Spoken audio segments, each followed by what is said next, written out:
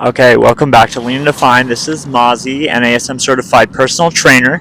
So I'm here back out on the beach. It has been a while since I filmed a video, so I'm back out here.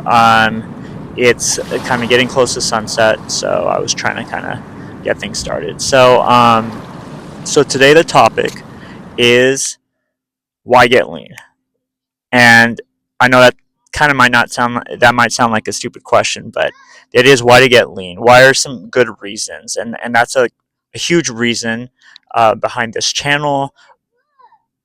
People may think like, oh, why is it all based on appearance and stuff? And that's not all it is, but that is a big part of the channel. So I'm going to go ahead and get started. Okay, so the first big reason that I think that most people want to get lean is because they want to just look better. Simple as that.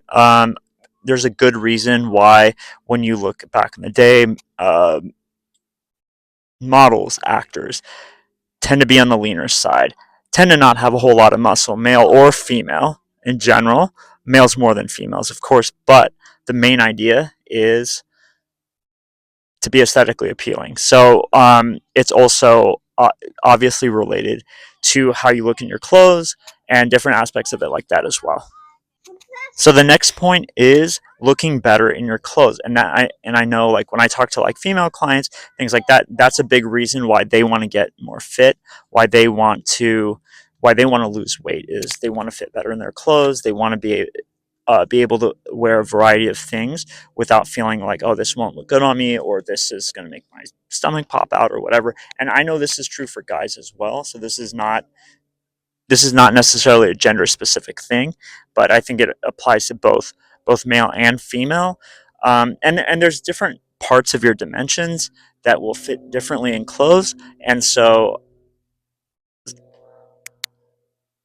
but the general idea is, oh, and one of the most important things is just having a flatter stomach will affect how you look in your clothes.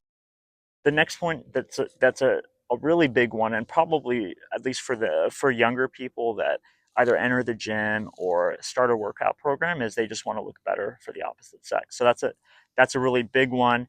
That's been one I know on the male side that's been heavily researched. They've done studies like, what do women find attractive in men, and oftentimes it really, I think, reading different things, oftentimes women do like a more athletic, lean sort of look on men. And it goes without saying that men probably want some level of leanness on women in general. Of course, there's definitely a little bit of difference between the genders and what they see as ideal, but there is a lot of that as well, uh, on both ends of it. The next point is that it does make a difference in in terms of your behaviors. So there's an effect between trying to maintain a lower body fat and body weight and your overall the habits that you engage in. So it encourages better eating in general, encourages better sleep, also encourages you to want to avoid certain bad habits. Oftentimes I've seen it with clients where they start exercising regularly, and before you know it, they're like, I kind of want to quit smoking, or I want to eat better, or I need to work on my sleep. If they show up at the gym and they don't have enough sleep, sometimes it's hard for them to do their workouts. And I think there's this just general thing that when you do one healthful type activity like eating better or exercising, it tends to encourage other positive habits. So that's another big one. Um, if you think about it, that if you get into one positive routine like that, it tends to encourage the others, and they tend to kind of come together. And the opposite is also true. Oftentimes, for example, people who smoke or engage in or like eat terribly oftentimes are less motivated to want to exercise as well. So another point that I didn't mention is typically you'll be lighter on your feet. If you have a lower body fat percentage, lower total body weight, you'll be lighter on your feet, which especially if you engage in aerobic activity, if you jump rope, you run, you skateboard, you do any of these things, typically if your body fat percentage and total body weight is lower, it's easier to do those things. Um, it's not simply coincidence that people who run tend to have lower body fat percentages, and if you look at it, like a lot of athletes in sports where they move a lot, tennis, soccer, um, distance runners, a lot of these different kinds of athletes, they tend to maintain lower body weights because it's advantageous to doing those activities. Being as big as you possibly can be, even if it's muscle, does not tend to make those things easier. So I think that's pretty common knowledge, and it sounds like common sense, but I understand there's actually science to back that.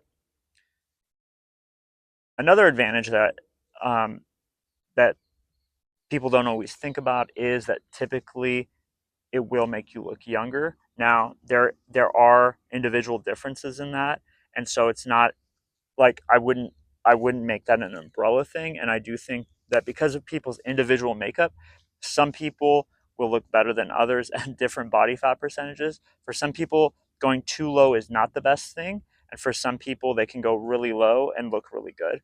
It just depends on the individual. There's going to be age related differences as well. So that's not a one size fits all, but it is generally true. And I would generally encourage people to try to get their body fat percentage lower. And going along with that, it is generally better for the body to maintain a lower percentage. BMI is not always the best indicator if you are doing resistance training, but I think the general idea, I would encourage people to be um, on the lower end of the BMI if they want that lean look.